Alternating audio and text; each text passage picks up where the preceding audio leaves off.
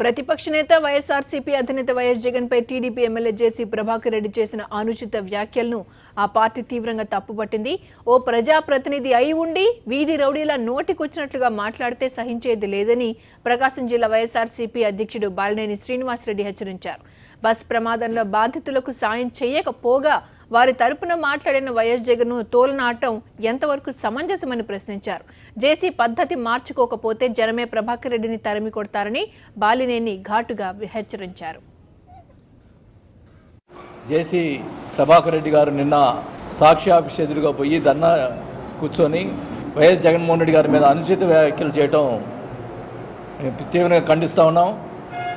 నేను ఆయన చెప్తా ఉన్నా, ఒళ్ళు బలిచిన మాటలు మాట్లాడొద్దు, ఇది మంచి పద్ధతి కాదు. ఒక రౌడీలాగా ప్రవర్తిస్తూ ఉన్నావు.